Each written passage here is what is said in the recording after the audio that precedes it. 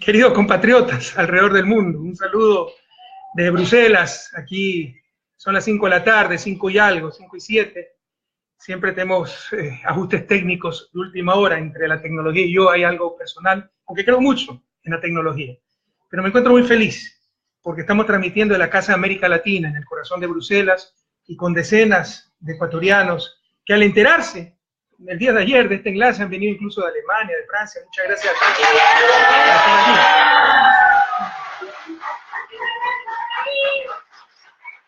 Y aquí tenemos dirigencia muy dinámica en Bélgica, queridos compañeros como Dígar, como Benito, ellos son lojanos, que organizan a cada momento eventos. Este evento, en principio, estaba organizado para reflexionar más que conmemorar, celebrar, el 12 de octubre, que se llama de forma equivocada descubrimiento de América, cuando América estaba descubierta hace rato, lo que fue la invasión de los europeos a nuestra América. Y no hay que llorar por el pasado, eso es obvio, pero no hay que olvidarlo, para no cometer los mismos errores nuevamente. Claro, de esa invasión surgió una cultura, el mestizaje, pero también grandes problemas, saqueo, explotación, y si hubiera existido el Estado de Derecho, el actual orden mundial en esa época, serían ellos los que tendrían que pagarnos a nosotros, no nosotros a ellos una deuda ilegítima. Y es más, aquí hay que reflexionar también sobre el enigma del desarrollo, como yo le llamo, estoy escribiendo un libro al respecto, porque del río Bravo para adelante, plena de salud, por favor, que se apagó, del río Bravo hacia el norte, se desarrollaron esos países. Alguien apagó la luz, por favor, gracias. Y del río Bravo para el sur, seguimos subdesarrollados. Las respuestas son múltiples, son complejas, es un gran enigma, pero una de esas respuestas, sin duda, son las élites que nos dominaron. Élites que explotaron el resto, que no generaron riqueza, extrajeron riqueza. Y cuando acumulaban riqueza, no servían para impulsar a los demás, incluso cuando era por progreso técnico esa riqueza, por innovación, por emprendimiento, sino servía para diferenciarse de los demás. Y lo vemos acá, ahora, en el siglo XXI, en América Latina, con sus clubes exclusivos, sus escuelas exclusivas, sus barrios exclusivos, todo exclusivo, ¿no? Para diferenciarse del resto. Esa es una de las claves del desarrollo, que nuestros estados sean estados verdaderamente populares, representando a las grandes mayorías, y no los estados capturados por unas élites representando solo sus intereses, y esos intereses nos hacían parecer como los intereses de las grandes mayorías, y era absolutamente falso. Eso ha sido la revolución en los últimos 10 años, el cambio en las relaciones de poder. Pero como vamos a ver, tal vez este es el enlace más importante que he dado, menos digital, y yo creo que uno de los más importantes de la historia. Ese viejo país quiere volver, esos viejos poderes quieren volver, como yo le llamo el país de la camioneta. Ya vamos a explicar por qué. Un saludo a los compañeros de Santay, estoy preocupado. Sí saben que un pesquero se llevó el puente peatonal, parte del puente peatonal, y tenemos en Santay una comunidad de pescadores, fueron rescatados de la pesca de subsistencia, se dedicaban al turismo, y hoy ese turismo debe estar seriamente disminuido. Un abrazo a ellos, ojalá se resuelva prontamente el problema grave del desplome de parte del puente peatonal por esa embarcación que fue a la deriva prácticamente. Y un saludo a mis compañeros de Alianza País, están reunidos ahorita en Ashiris, decenas de dirigentes preparándose para enfrentar estos momentos durísimos que vive la patria, que vive la revolución. Nadie se engaña. No solo que la revolución no continúa, para el 24 de mayo, hay toda una contrarrevolución en marcha. Su principal enemigo, borrar a Correa del mapa. Es decir, el problema de la revolución de Alianza País ha sido yo, ellos son los gerentes propietarios de los principios de Montecristi. ¡Cuánta vanidad! Como decir, sí, yo estoy de acuerdo con la revolución cubana, pero Fidel Castro era un dictador, autócrata, etc. Eso no existe, no pueden disociar las dos cosas. Eso es lo que intentan hacer los envidiosos, los arribistas, los lobos disfrazados de corderos. Vamos a enfrentar estos tiempos durísimos, no buscamos esto, pero así es la vida. Yo creo que soy un hombre muy afortunado, no le tengo miedo a los desafíos, ojalá no hubiera ocurrió.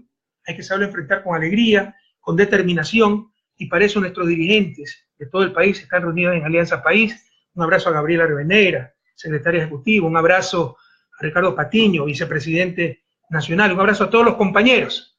En el último enlace había un importante evento, era el 30 de septiembre, en la asamblea, en el Salón José Mejía Lequerique. Después me dijeron que por esos lapsus brutus, que algunas veces uno tiene, la su lengua, dije José María Lequerique. No entiendo por qué. Algunas veces se me lengua la traba, ¿verdad? Así que disculpen, Es obvio que nuestro prócer José Mejía Lequerica fue delegado de América Latina para el Congreso en Cádiz, una persona extremadamente importante, un intelectual de primer orden, así que pido disculpas por ese error. Y bueno, vamos a hablar 3 temas básicamente el día de hoy, si es que me queda tiempo. Si que me demore demasiado, pues suspenderé el último tema, que son las medidas económicas, que prácticamente son cosas totalmente sueltas, cosméticas. Es el golpe de Estado blando que está en marcha en el país, porque lo que se nos ha presentado, disfrazado de consulta popular, es un verdadero golpe de Estado, acabar con el Estado de Derecho. El caso Jorge Glass, que es un insulto a la justicia, un insulto a la decencia, ensañamiento, la persecución política, la judicialización de la política en la persona de Jorge Glass, exactamente el mismo libreto que Brasil. Y como le decía, el tercer punto será las medidas económicas que se anunciaron hace un par de días por el presidente de la República. En cuanto al golpe blando, compañeros, vuelve el país de la camioneta. Nadie se engañe, por favor, compañeros que están aquí, los migrantes, nadie se engañe. De las 7 preguntas propuestas para consulta popular, 5 son de distracción. Y solo 2 representan lo que se busca de verdad. Primero, entregar a los de siempre el país, apoderándose del Consejo de Participación Ciudadana y Control Social. Y con ello, como veremos, apoderándose de las autoridades de control, a repartírsela como lo hacían antes. Si han visto el video, el audio, de Nebot conversando con César Verduga después de la caída de Bucarán, y ponme a este, ponme el otro, así era el viejo país. Eso es lo que hemos querido cambiar. Y como este gobierno está entregado a ese viejo país, basta ver con quién andas para decirte quién eres. Ahora los que apoyan la Revolución Ciudadana son los Lucios, los Bucarán, los Nebot, los Lazo, los banqueros. ¿Quién puede creer esa tontería? Se ha traicionado a la revolución. Entonces, como lo que se busca es entregarle al país, esa nomenclatura, ese establishment, a los poderes de siempre, ¿no? Se quieren tomar el Consejo de Participación Ciudadana, las autoridades de control, disfrazadas de democracia, toda esta jugarreta. Se quiere reemplazar, les insisto, al Consejo de Participación Ciudadana y Control Social, a las autoridades de control, un verdadero golpe de Estado plebiscitario, que incluso le otorgaría, y esto es gravísimo, al Consejo de Participación Ciudadana y Control Social de transición, que es exclusivamente nombrado por el presidente, solo con ternas del presidente. Ese Consejo de Participación Ciudadana transitorio tendría funciones que constitucionalmente le corresponden a la Asamblea Nacional. Es decir, evaluar y destituir autoridades de control. Entendamos lo que se nos está proponiendo. Y el segundo punto, la segunda clave es la pregunta sobre la reelección. Eliminar la reelección para asegurarse que Correa no pueda volver nuevamente y le quite lo saqueado. Recuerden que yo, en el 2006 fui un maverick, como dicen los gringos, un rebelde, alguien de afuera del sistema, que vino a terminar en la fiesta, un país destrozado, a la deriva, en manos de la partidocracia, repartido o al botín entre piratas. No quieren otro Correa, no quieren que les pase eso nuevamente, que sigue el establishment dominándolo. Y créanme que si eso hubiera dado resultados, sería el primero en apoyar, siempre y cuando sea constitucional. Pero llevamos siglos actuando de esa manera en la política nacional y nos ha destrozado como país. Les insisto, no solo que la revolución no continúa, sino que está en marcha una verdadera contrarrevolución. Quien no lo entienda es ingenuidad extrema o tan solo una traición más. La pregunta es la pregunta 3, esa es la clave, la más importante, con lo que quieren acabar el Estado de Derecho, hacer una dictadura plebiscitaria, le insisto. Dice, ¿está usted de acuerdo con enmendar la Constitución de la República del Ecuador para reestructurar el Consejo de Participación Ciudadana y Control Social, así como dar por terminado el periodo constitucional de sus actuales miembros, y que el Consejo que asuma transitoriamente, solo nombrado por el presidente, sus funciones tenga la potestad de evaluar el desempeño de las autoridades cuya designación le corresponde, pudiendo, de ser el caso, anticipar la terminación de sus periodos de acuerdo al anexo 3? ¿Entendemos lo que nos están preguntando? Con esta pregunta, entre comillas, que además son varias preguntas en una, de la forma más grosera e inconstitucional, y aprovechando la manipulación de los medios de comunicación y el linchamiento mediático al Consejo de Participación Ciudadana y Control Social, se quiere descabezar al Consejo, reemplazarlo por un Consejo transitorio, entre comillas, de 7 miembros, conformado exclusivamente por representantes enviados por el Ejecutivo a la Asamblea internas, y lo más grave, se propone entregarle las funciones de fiscalización de la Asamblea Nacional, Revisen, artículo 131 de la Constitución Política del Estado. Lo cual evidentemente implica una reforma a la estructura del Estado. Pasarle las funciones de la Asamblea a un Consejo de Participación Transitorio. Significa, indudablemente, evidentemente, aquí hay constitucionalistas, una reforma a la estructura del Estado, que solo se puede realizar por medio de asamblea constituyente. Quiero recordarles, compañeros, porque la memoria es frágil, ¿por qué se creó el Consejo de Participación Ciudadana? Acuérdense, ahí está Nebot con Verduga, hablando por teléfono, repartiéndose los cargos, las autoridades de control. Así era antes el país. El Congreso nominaba a las autoridades de control, el ente más politizado, y llegaban tremendamente comprometidos esos jueces, esos fiscales, etc. Recuerden la Pichicorte, nombrada por el Congreso. Cuando inició el gobierno, recuerden el fiscal, el que quedó en quinto lugar fue el elegido, por los amarres de la partidocracia. De la terna que envié para superintendente, fue el tercero, puesto última hora, porque no estaba en la terna, pero no cumplía los requisitos uno de los miembros que quería presentar. Se puso última hora este señor, y lo que hizo fue amarrar con los social cristianos y sociedad patriótica para que lo nombren a él, de tal forma que lo propone el propio Gilmar Gutiérrez. Así se nombraban las autoridades de control. Todos llegaban comprometidos, dependientes del partido, que lo había promocionado. Sí, a los tuyos no te toco, a estos sí los persigo, etc.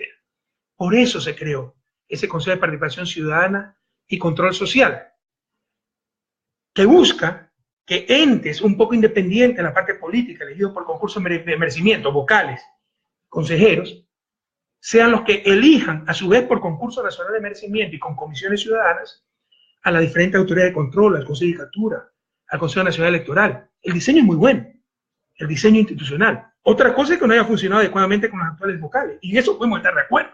Ni siquiera han iniciado, por temor, por presiones del Ejecutivo, el concurso para Contralor de la República.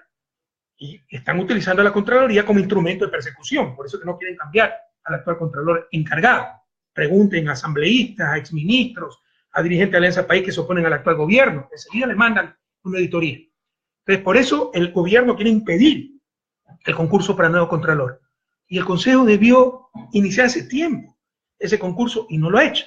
Entonces, podemos coincidir que no han cumplido con su deber en la lucha contra la corrupción, pero otra cosa es que esté mal el diseño constitucional, el diseño institucional.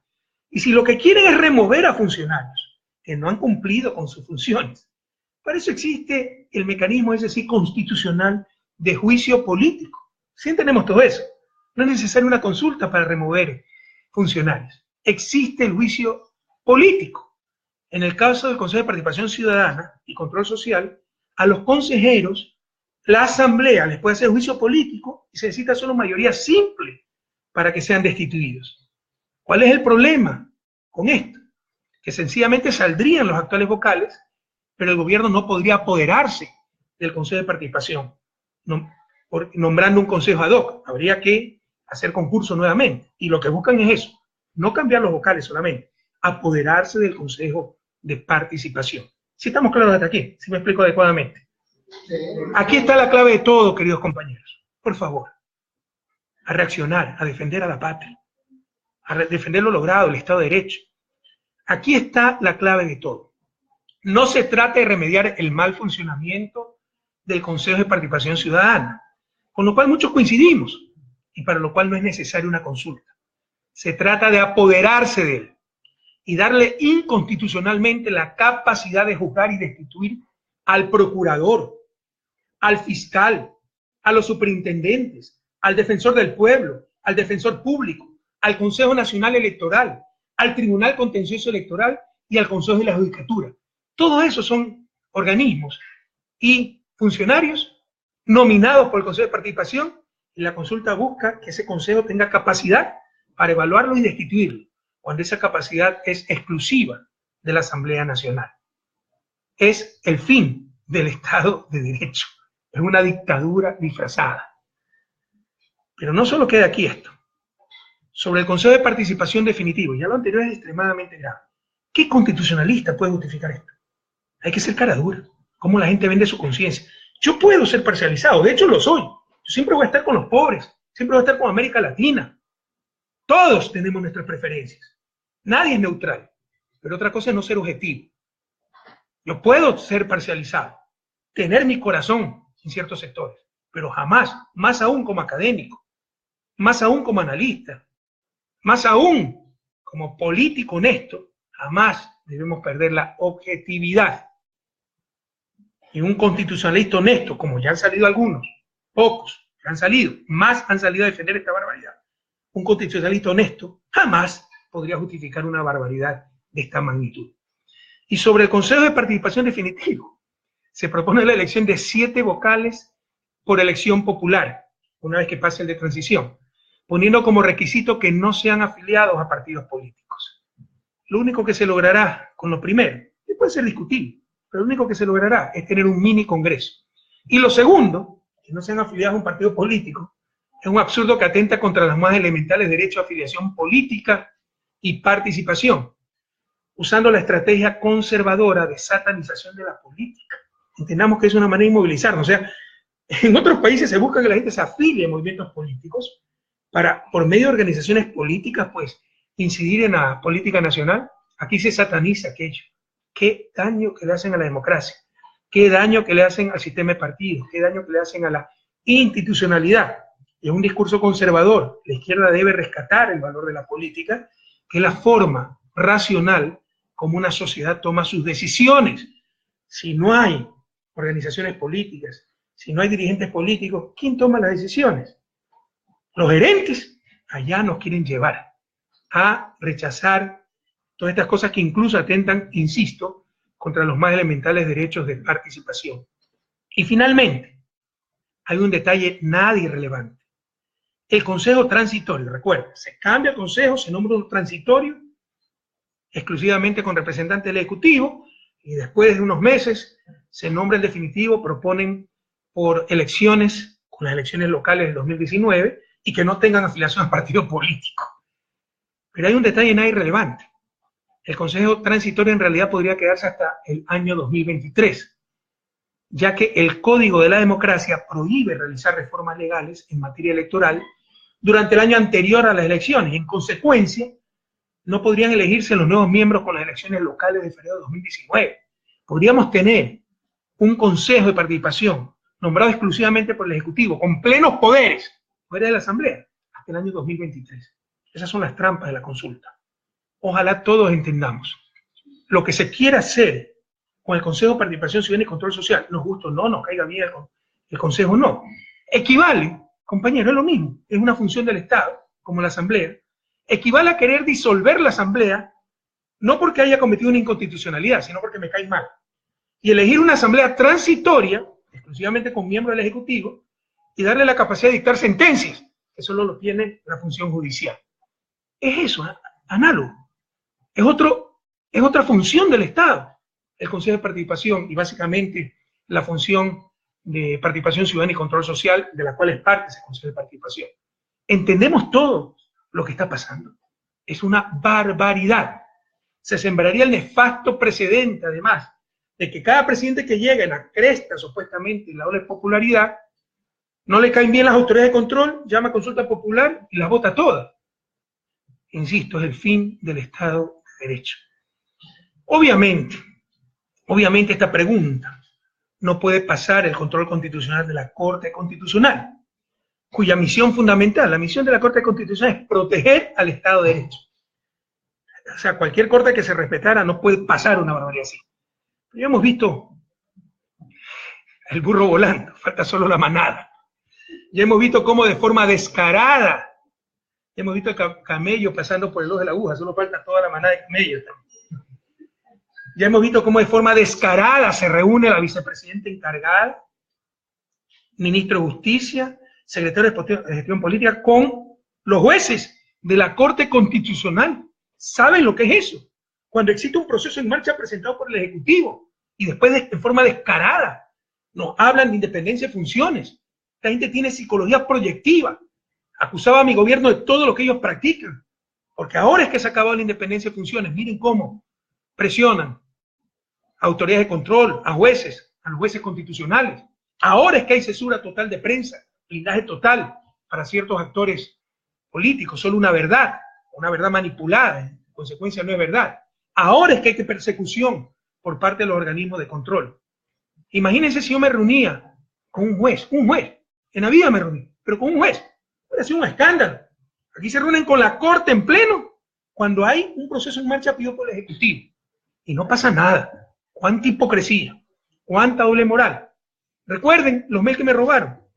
Ahí no es delito, ahí es libertad de expresión. Cuando roban mail al presidente y a Gustavo Yal y quisieron hacer creer que yo había influido en la justicia. Revisen esos mails. Solo hablan de un presidente totalmente preocupado por su país, por cumplir sus labores, ¿no? Pero ahí sí quisieron hacer escándalo. Ahora se reúnen con la corte en pleno y no pasa nada. ¡Qué barbaridad! ¿A dónde están llevando al país?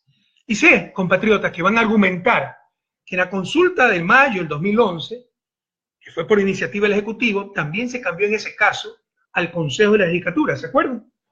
Ahí está el engaño. Ahí está el engaño. El Consejo de la Judicatura de ese entonces se encontraba casi 2 años inconstitucionalmente en funciones prorrogadas. Si me pasan mi maletín, por favor, que tengo los documentos. Violando el artículo 20, gracias, del régimen de transición, que daba 180 días. 180 días, aquí está, ¿no? Daba 180 días el régimen de transición, los que tienen el librito de la Constitución, el régimen de transición está al final. Artículo 20, el régimen de transición, que daba 180 días, lo voy a sacar mi Constitución, está bien viejita porque lo utilizo mucho, ¿ya? Pero aquí al final tienen el régimen de transición. Revisen el artículo 20. Aquí está. En un plazo no mayor de 180 días se organizará el Consejo de la Judicatura. Sus integrantes se designarán por el procedimiento establecido en la Constitución. Tenía 180 días. La Constitución entró en vigencia en septiembre de 2008. Tenía más o menos octubre, noviembre, diciembre, enero, febrero, marzo, abril del 2009. Era mayo del 2011 y seguía en funciones, porque no se elegía al nuevo Consejo. Esto era inconstitucional. Y mientras tanto la justicia estaba en soletas. Recuerden que teníamos cerca de 6.000 caducidades de prisión preventiva. Eso significaba que después del año, sin sentencia, había que dejar libre al asesino múltiple, al violador, a los criminales más peligrosos. Y la población me reclamaba por la seguridad a mí. Con eso dependía del sistema de justicia. Yo dependía del sistema de justicia. Mientras tanto, la justicia en soletas, repleta de jueces temporales, sin evaluaciones, e incluso con un grave conflicto entre los miembros del Consejo de Judicatura. El problema no podía durar un minuto más. Una circunstancia totalmente diferente. Un Consejo de Judicatura que nunca había aplicado la nueva Constitución y se encontraba 2 años inconstitucional en funciones prorrogadas. No es que me caigan mal, como ahora con el Consejo de Participación pretende el Ejecutivo. Además, se intentaron varios juicios políticos a los miembros de este Consejo, al menos del año 2009. Juicio que podía resolver la parte de gestión, no podía resolver el problema constitucional. Pero se necesitaban 2/3 partes de la Asamblea para la institución del Consejo y no lo teníamos. De hecho, al final se hizo el juicio político y lo perdimos por el bloqueo de la oposición. Prohibido olvidar. Si algo tengo como virtud o como defecto, es la coherencia, compañera. Pueden decir lo que quiera de Correa, pero nadie puede negar que cumplimos lo que dijimos, lo que ofrecimos al pueblo en Azurra, que somos extremadamente coherentes con lo que pensamos, decimos y actuamos. No es que ofrecimos algo en campaña y adoptamos el programa de la oposición como se está haciendo actualmente. Se puede acusar de todo, menos de incoherente. Además, los conflictos,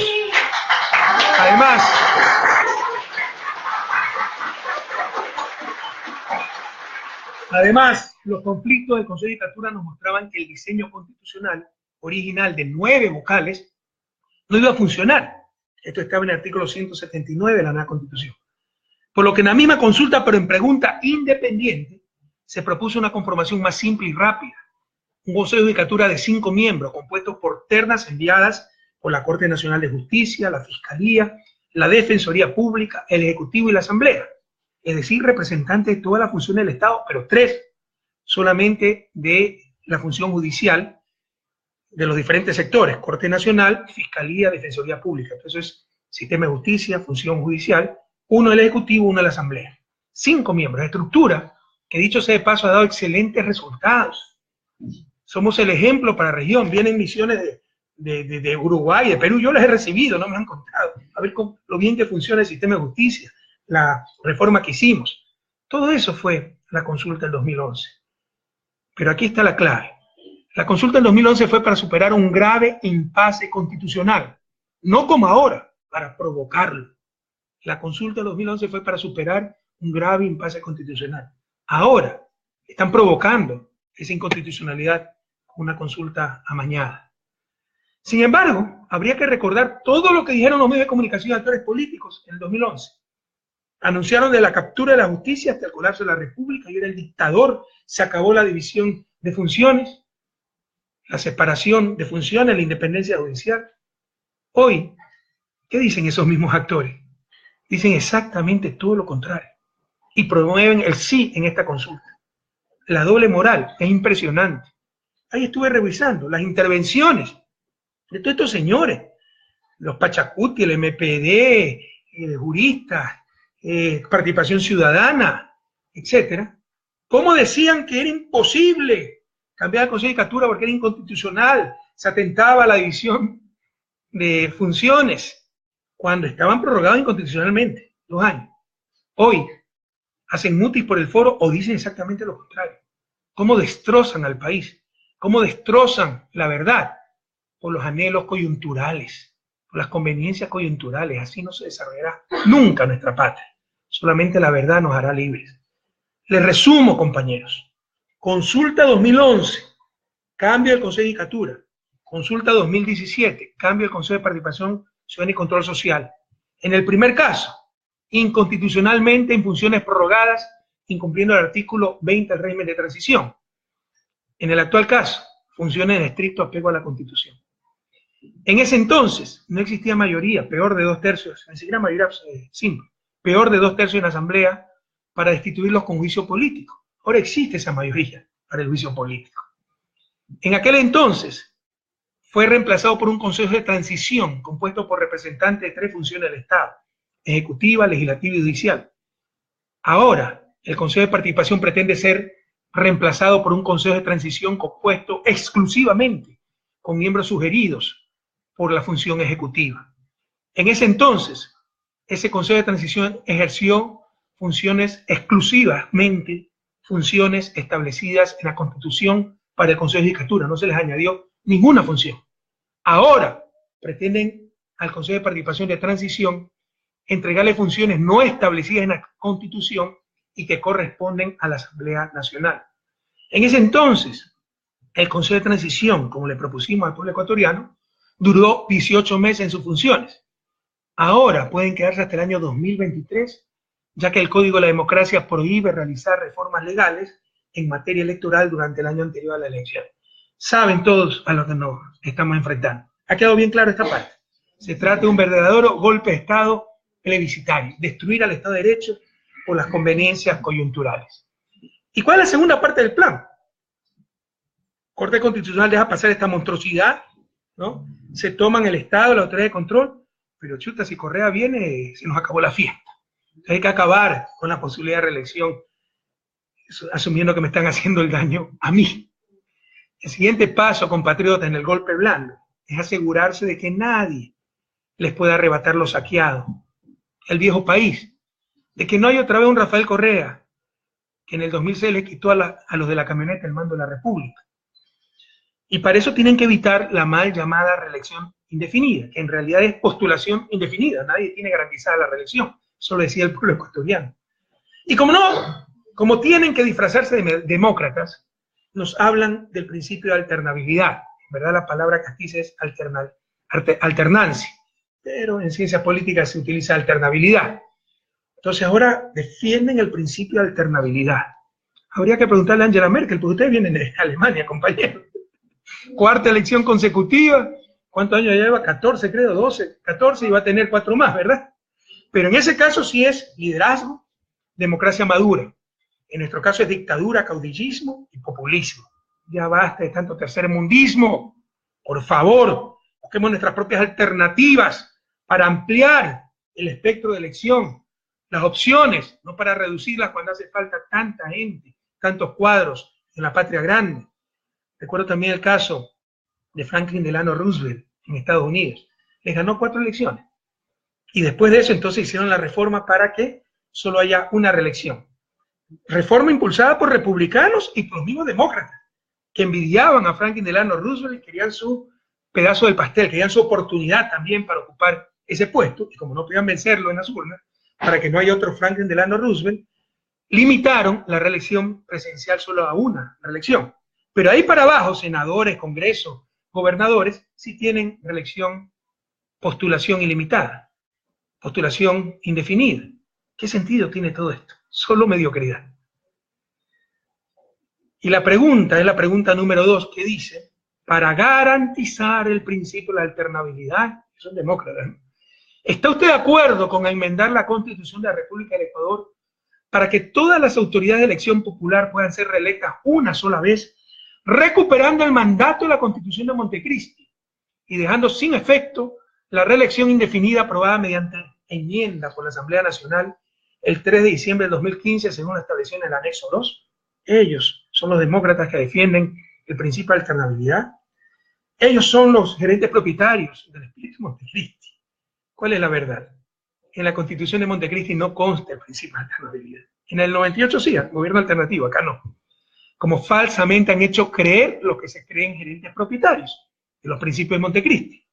Y no consta, entre otros motivos, porque contradiría la Convención Interamericana de Derechos Humanos, que en su artículo 23 establece que todos los ciudadanos gozan del derecho y oportunidad de participar en la dirección de los asuntos públicos, directamente, de votar y ser elegidos en elecciones periódicas y tener acceso a las funciones públicas de su país. Artículo 23, numeral 1, de la Convención Interamericana de Derechos Humanos. Este mismo artículo señala que la ley puede reglamentar el ejercicio de estos derechos, exclusivamente por razones de edad, nacionalidad, residencia, idioma, instrucción, capacidad civil o mental o condena por juez competente en proceso penal. El numeral 2 del artículo 23. Lo dice expresamente la Convención Interamericana de Derechos Humanos. Por ningún lado se puede restringir ese derecho porque ya ha sido electo anteriormente para ese cargo. Cuando se estableció una nueva constitución del sistema de una reelección, yo estuve ahí, no es que me lo contaron, lo discutimos. Nadie hablaba de que no, que la alternativa, no.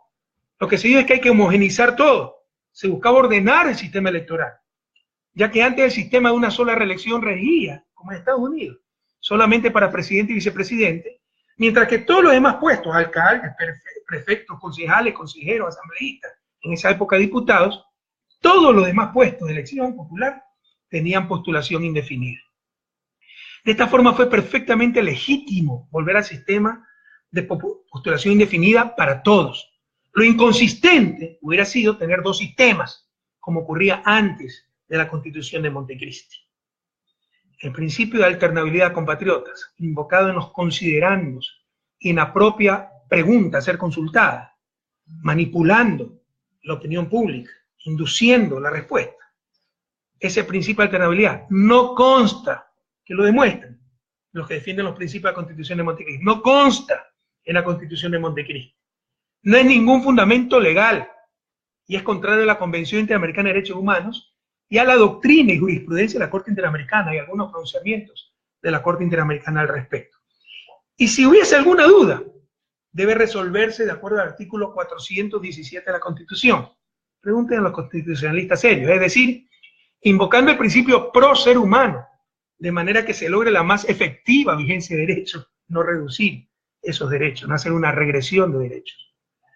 Claramente, la posibilidad de postularse y ser elegido, así como la posibilidad de reelegir a alguien que ya ejerció dichas funciones, aumenta derechos, no lo disminuye. Es tan sencillo como la matemática elemental. Elegir entre A, B, C significa más opciones que poder elegir solo entre A y B. Si en lugar de poder yo elegir A, B, C, me dicen solo puedo elegir entre A y B, están restringiendo mi derecho a elegir. Y la participación, poder participar entre X, Y, Z, y de repente me digan solo puede participar X, Y, están restringiendo mi derecho a la participación por motivos no considerados en la Convención Interamericana de Derechos Humanos. Esta es la verdad. Pero además, y esto es extremadamente importante, lo dejó totalmente claro el dictamen de la Corte Constitucional para la enmienda de reelección, aprobada en diciembre del 2015. El dictamen de la Corte es de 31 de octubre del 2014. Textualmente, ¿qué dice ese dictamen? La limitación a las personas que han ejercido un cargo público en elección popular y que han sido reelectas comporta una medida que no denota razonabilidad, lo dice la Corte Constitucional, dado que afecta a los derechos de participación, tanto del candidato a reelegirse, cuanto de la ciudadanía para poder pronunciarse sobre esta candidatura. Lo dice la Corte Constitucional. Continúa en otra parte del dictamen. En conclusión, la propuesta de modificación garantiza el derecho de los ciudadanos para elegir a sus representantes. Garantiza el derecho de los ciudadanos para elegir a sus representantes, sin que exista discriminación hacia las personas que deseen candidatizarse para un cargo público de elección popular. Dictamen de la Corte hace 2 años.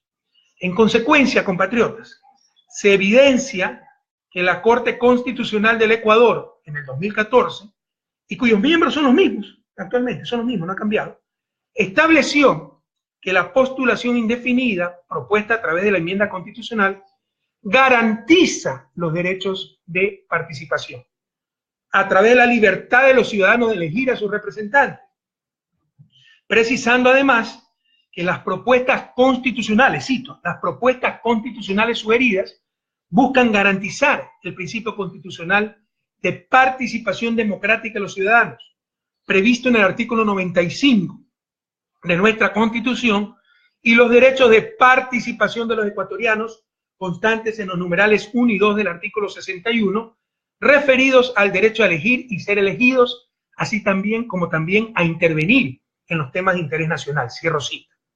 Es claro, clarísimo, claridad meridiana, que la eliminación de la postulación indefinida significaría una restricción a los derechos de participación ciudadana y a los derechos de elegir a quien yo crea conveniente. Y quiero decirles, compatriotas, quiero decirles, el vicio del café, que las decisiones de la Corte Constitucional, cuando interpretan derechos constitucionales, se ubican al mismo nivel que la Constitución de la República. Son principios constitucionales, devienen principios constitucionales, se convierten en principios constitucionales.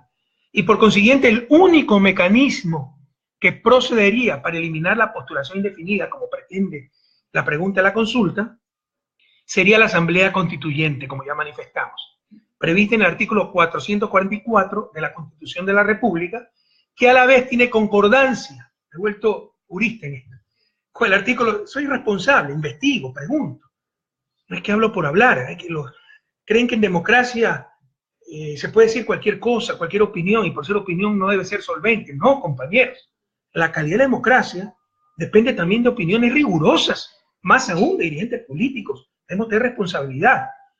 Este artículo 444 de la Constitución está en concordancia con el artículo 101, numeral primero de la Ley Orgánica de Garantías Jurisdiccionales y Control Constitucional, que dice: cualquier proyecto normativo que tenga por objeto o efecto restringir el alcance de los derechos y garantías constitucionales fundamentales o modificar el régimen procedimental de reforma a la Constitución, solo podrá tramitarse de acuerdo con el procedimiento previsto en el artículo 444 de la Constitución a través de la convocatoria a una asamblea constituyente. ¿Lo quieren hacer? Vamos a asamblea constituyente y lo enfrentaremos a la turma.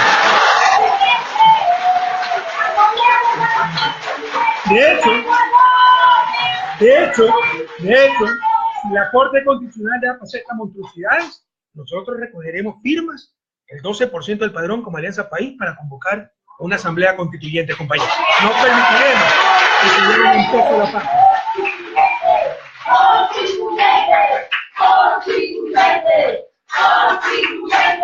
Compañeros, como ustedes ven en su dictamen sobre la enmienda, la Corte Constitucional es categórica en cuanto a que la enmienda aumenta derechos.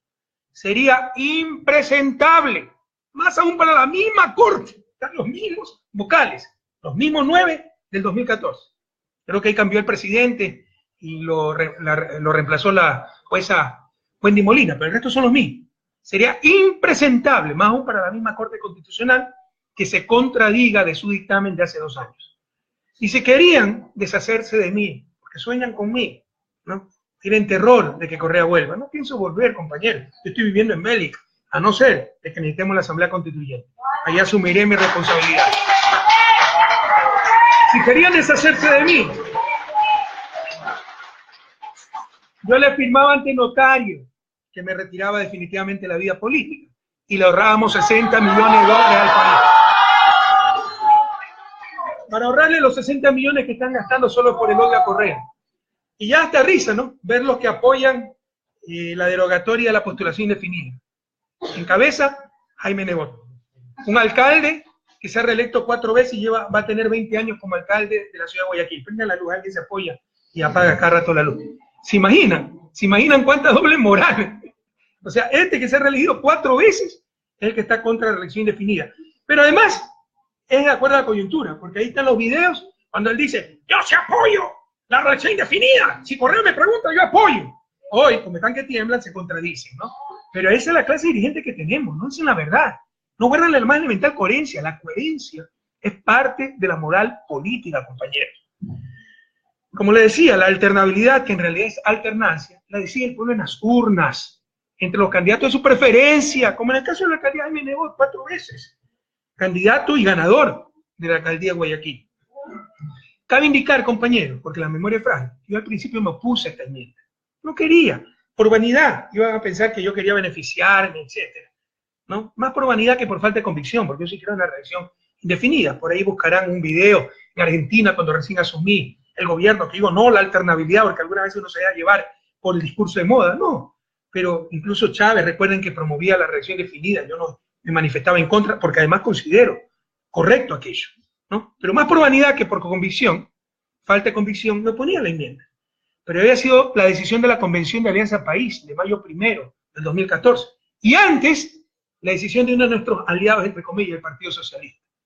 Y para que vean cómo es la política, lo que la gente hace por un plato de lentejas, ahora dicen todo lo contrario. Empezando por Lenín Moreno, que mintió, que es un mentiroso compulsivo. Yo sé que usted no tiene por qué creerme, a mí me engañó 10 años. Yo sé que ustedes no tienen por qué creerme todavía. Ya se están evidenciando algunas mentiras, ¿no? Que la cámara oculta manejada por un celular, que la refinería iba a explotar, etcétera. ¿Se acuerdan de eso? ¿No? Ya se están manejando que iba a vender el avión presidencial, que se va a vender los carros de lujo que no existen, ¿no? Pero mintió sobre la reunión que tuvimos en Ginebra hace un par de años, cuando le dijimos, tú puedes ser candidato presidencial. Gracias a Dios estaba Ricardo Patín.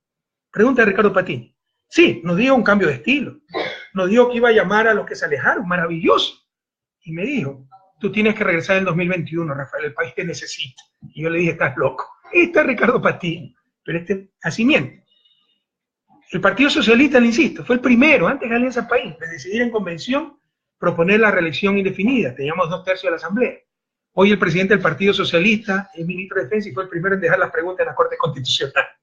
Miguel Carvajal, como asambleísta, secretario de Gestión Política, votó a favor de la reelección. María Alejandra Vicuña, ¿no? ¿Cómo defendía la reelección? Ahora dice, sí, yo la defiendo, pero hay que consultar al pueblo. Entonces, seguramente hará campaña por el no, porque ella cree que sí, es conveniente la reelección indefinida. Pura doble moral, qué tristeza dan algunos compañeros en los cuales uno confió y a los cuales uno quería, pero así es la vida, compañeros. Esto no nos debe sorprender. Nos sorprende la situación, la traición que hemos recibido. ¿Verdad? La traición, siempre habrá los que se ajustan al momento, los oportunistas, los traidores, pero también habrá los leales, como ustedes, la gente que está dispuesta a dar hasta la vida por nuestra revolución ciudadana. Siempre habrá los Ricardo Patiño, los Virgilio Hernández, los Paola Pavón, a Gabriela Rivadeneira, a Doris Solís, a Augusto Espinosa, Marcela Guiñaga, tantos y tantas, que son coherentes con sus principios, sin importarles el costo. Finalmente, Jorge Glass, por supuesto, gracias. Finalmente, compañeros, acepté apoyar la enmienda, ¿ya? Pero me di el lujo, como decían que esto beneficiaba al que estaba en el poder. ¿Cuándo alguien en el poder había ganado elecciones? Solo con nosotros, o sea, se ha dado eso. Me di el lujo de prohibir que nos presentemos los que estábamos tomando la decisión. Los asambleístas que estaban decidiendo la reelección y yo como presidente que enviaba la propuesta, para así dar sin piso a los que decían que nos aprovechábamos del poder. Ese era su argumento. Ahora es cualquier cosa, ahora es que no, Correa no puede presentarse, ¿saben por qué? Porque nos gana, eso es todo, porque nos gana. Qué espíritu más democrático, ¿verdad? Y ahí están las dos cosas, la pepa, como dicen los jóvenes en la costa de la consulta. Tomarse el Consejo de Participación Ciudadana, reemplazarlo por miembros designados por el Ejecutivo, darles una brutalidad, una inconstitucionalidad por los 8 costados la función de la Asamblea Nacional y chantajear o sacar a la autoridad de control y apoderarse nuevamente del país, como el viejo país de la camioneta. Y lo segundo, bloquear el paso a una posible reelección de Correa, porque vuelve, nos gana y se nos acabó la fiesta. Eso es todo. El resto es relleno con diferentes niveles de importancia. Por ejemplo, la ley de plusvalía. La consulta también busca derogar la ley orgánica para evitar la especulación sobre el valor de la tierra y fijación de tributos, publicada en el registro oficial del viernes 30 de diciembre. Esto es importante, porque la construcción decreció los 2 últimos años. Parece que es por esta ley que está vigente recién desde enero del presente año, ¿no? Están utilizando una serie de informaciones falsas para desprestigiar a la ley, como lo hicieron cuando se discutía la ley. Esta es la pregunta 7. ¿Está usted de acuerdo con que se derogue la ley orgánica para evitar la especulación sobre el valor de tierras y especulación de tributos? Aquí tal vez hay un error tipográfico, conocida como ley de plusvalía según el anexo 1. Compañeros, con esta ley contra la especulación de tierras, que nos puso a la vanguardia de América Latina, ¿qué se logra? Que las ganancias extraordinarias, más aún cuando es producto de la obra pública, vayan a los municipios, no al gobierno, a los municipios que tanto necesitan esos recursos. Se evita la corrupción de utilizar información privilegiada para el lucro privado, como el caso de la perimetral. De año, por ahí va a pasar la perimetral, compra los terrenos y después los vende a 10 veces más del costo. Como el caso de Tababela, del aeropuerto de Quito. Por favor, ¿cuántas fortunas se han hecho con esto? Se impide la especulación del suelo y potenciales burbujas inmobiliarias. Nuestros migrantes saben lo que es esto. Los migrantes de España, pero también los migrantes de Estados Unidos. ¿Cómo los aniquilaron? ¿No? Los aniquiló la burbuja inmobiliaria, la especulación con bienes inmuebles. Se reventó la burbuja, se quedaron endeudados en 200.000 euros, la casa que era de garantía, que solo vale 50.000, devuelven la casa, pierden la casa y se quedan endeudados de por vida. El problema de las hipotecas. En la base de ese problema está la burbuja inmobiliaria, la especulación. Y por eso esta ley impide esos fenómenos. Y además se crean fuertes incentivos para declarar el verdadero valor del inmueble y así evitar una de las evasiones más generalizadas, que es la evasión del impuesto catastral, que es para los municipios. ¿Pero qué hace la gente? Compro una propiedad 30.000 y en verdad estoy pagando 200.000 y pago el impuesto catastral sobre 30.000. Entendamos que eso es evasión, que está perjudicando a los municipios. La ley corrige también estas distorsiones. Malintencionadamente se ha confundido o hecho confundir los efectos de la ley en vigencia solamente de diciembre pasado, como ya les manifesté, con los problemas económicos que tenemos hace 2 años. Por los problemas económicos hicimos un ajuste de 6% del PIB en el sector de inversión pública. Es el ajuste más grande de toda América Latina. Eso significa menos carreteras, menos construcciones hidroeléctricas, etcétera, ¿no? Necesariamente tenía que afectarse el sector construcción, puesto que el Estado es uno de los principales contratantes de las constructoras privadas. Además, las construcciones residenciales son bienes que llamamos los economistas consumo duradero. Una manzana, me la como, se acabó. Una refrigeradora la uso una y otra vez y perdura, se llama consumo duradero. La casa habito y perdura. La utilizo, me genera un servicio y perdura el bien. Se llaman bienes de consumo duradero, que son los más sensibles en una disminución del ingreso producida por una recesión como la que sufrimos en el 2016. Disminuye mi ingreso, lo primero que dejo es de comprar los bienes de consumo duradero. Espero para reemplazar la refrigeradora o para comprarme una nueva casa. Esos son los motivos del decrecimiento de la construcción, no la ley de plusvalía. Eso no resiste ningún análisis técnico. Sin embargo, cuidado. Lo que pasa es que hay mucho engreimiento en ciertos sectores empresariales. Estamos hablando con respecto al 2014. Es deshonesto juzgar a un gobierno por los 2 años de mayores problemas. Juguemos los 10 años. La economía se ha duplicado. En el 2006, el sector construcción tuvo utilidades por 180 millones de dólares. ¿Saben cuánto fueron las utilidades en el 2016? Con todos los problemas. 930 millones de dólares. 5 veces más. Esa es la realidad. Es sorprendente que algunos solo vivan quejándose. Inmobiliarias. En el 2006 ganaban 110 millones, en el 2016 376 millones. Claro, es menos que en el 2014 que ganaron 545 millones. Pero hemos tenido recesión, además que había mucha especulación, ¿no? Entonces, en buena hora, si han dejado de ganar tanta plata, sacando, porque cuidado, si alguien gana más, es que alguien pagó más. ¿Y quiénes son los que pagan más? Ustedes, a no ser que haya aumentado mucho la actividad. Pero si son la misma cantidad de casas que se ha aumentado, pero también han aumentado las utilidades no solo por el mayor nivel de actividad, sino por el aumento de los precios de esas casas. Las casas estaban carísimas, se inflaron las utilidades de las inmobiliarias Y si alguien paga más por una casa, si alguien gana más por una casa, es que alguien paga más por una casa. Y lo que pagan más son ustedes, las familias. Como le decía, sí disminuyó la inversión en inmuebles y también cayó la compra de vivienda para habitar. Pero esto significa que se redujo la demanda. Ustedes conocen el mecanismo de mercado, oferta-demanda. Se reduce la demanda, ¿qué pasa con el precio? Debería bajar, ¿verdad? ¿Alguien vio que bajaran los precios de los inmuebles, los arriendos? Es decir, sus propios argumentos, que se ha reducido la demanda de vivienda, bienes inmuebles, etcétera, y no han bajado los precios, sus propios argumentos tan solo verifican el poder de mercado que tiene esta gente. Y en consecuencia, la necesidad de una adecuada regulación del mercado inmobiliario, que es precisamente lo que busca, entre otras cosas, la ley de plusvalía. ¿Sí quedó claro esto, compañeros? Compañeros, no se engañen. La realidad es que el problema no es con la familia. La ley de plusvalía protege a la familia, que son las víctimas, son los que tienen que comprar las casas. Entonces, si especulan, si hay burbujas inmobiliarias, pagan más. Sin duda se benefician de la ley las familias. El problema ni siquiera es con el sector de la construcción y la verdadera promoción inmobiliaria. Porque para esa verdadera promoción inmobiliaria, el principal problema es la especulación del suelo. El problema es con ciertos empresarios que se dedican a invertir en adquirir bienes inmuebles y esperar a que, bueno, hay recesión, ¿no? La gente vende su casa en España, entregan las casas, se las puede comprar a precio de gallina enferma. Eso todavía no ha ocurrido en Ecuador, no han bajado los precios. Esperan que pase el ciclo económico, aumenten los precios, o que por obras en la ciudad se incremente el valor comercial de los inmuebles, para revenderlos, esperan eso, para revenderlos en cortos periodos de tiempo, en valores muy superiores. Esto no es más que especulación sobre bienes de necesidad prioritaria, ¿entendemos eso? Si alguien especula con arroz en época de hambruna, se mete preso, se va preso.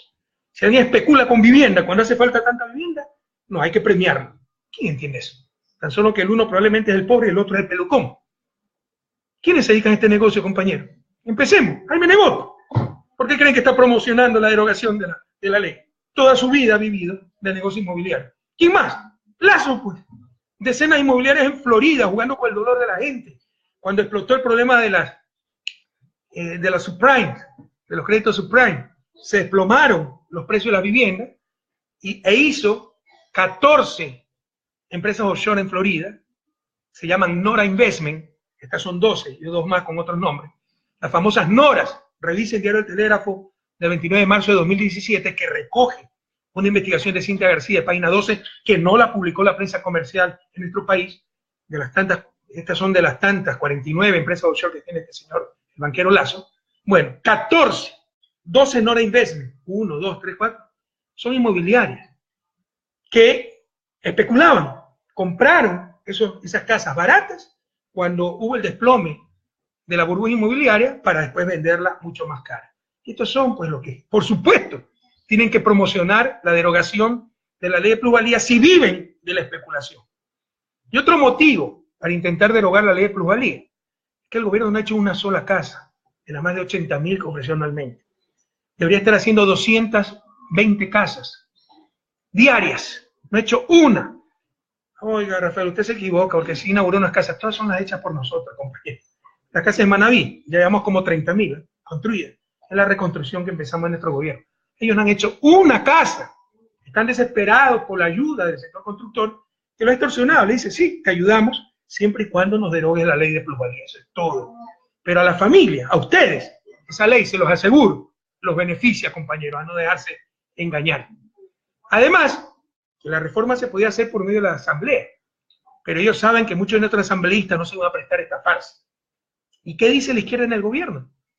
Te insista, dime con quién andas y te diré quién eres. No se llaman izquierda cuando andan de la manito con los sepultureros de la patria, con los Jaime Nebot, con los Guillermo Lazo, con los Luz Gutiérrez, con los Bucarán, con los banqueros. ¿Qué izquierda puede estar con esos grupos que nos destrozaron durante siglos? Y más recientemente, muchos de ustedes están aquí como consecuencia de esa crisis de 1999, compañeros. Prohibido olvidar.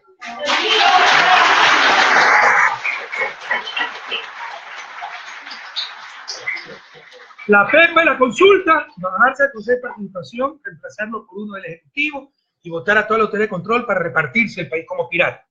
Y evitar la reelección para que Correa no nos quite la fiesta, ¿no?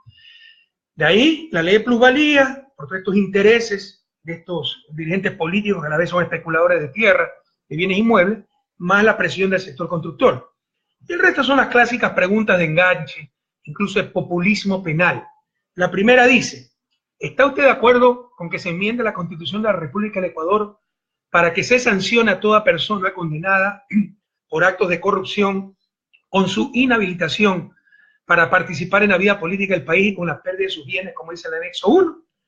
Y la pregunta 4 tiene también que ver con delitos. ¿Está usted de acuerdo con enmendar la Constitución de la República del Ecuador para que nunca prescriban los delitos sexuales en contra de niños, niñas y adolescentes, según el anexo 4? ¿Saben una cosa? ¿No? ¿Quién puede estar contra esto?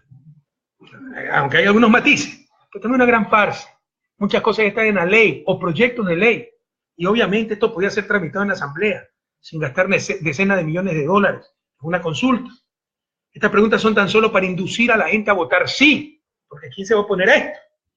Pero en el primer caso, por ejemplo, ¿no?, seguir utilizando como instrumento político la lucha anticorrupción, lo que busca es eso, ¿no? Le ha dado grandes resultados a la lucha anticorrupción. O sea, escucharon que era rentable, que nosotros somos los honestos, corrupto era Correa y su combo, jefe de la mafia, me llamaron, ¿no? Imagínense, jefe de la mafia, cuando este tipo fue 6 años mi vicepresidente. O un incompetente completo, pues cómplice, ¿no? No, es un gran hipócrita, compañero, además. No es cómplice de nada, porque éramos un gobierno absolutamente honesto. Es un gran hipócrita. Pero ¿cómo no dar indignación, no? Lo canallesco. O sea, como el discurso anticorrupción enunciado por la oposición, por los medios, da resultados, le gusta a la gente, yo me nanco en ese discurso, haciendo caso a compañeros que saben que somos honestos, que saben que hemos arriesgado la vida, y no como presidente. Cuando si me pasaba algo, todo el mundo lo hubiera sabido. Cuando no era nadie, recién llegado de Lovaina, luchando contra la corrupción en mi país, perdí mi empleo, fui perseguido, amenazado de muerte, me pusieron como servicios penales. Nosotros hemos luchado contra la corrupción toda la vida.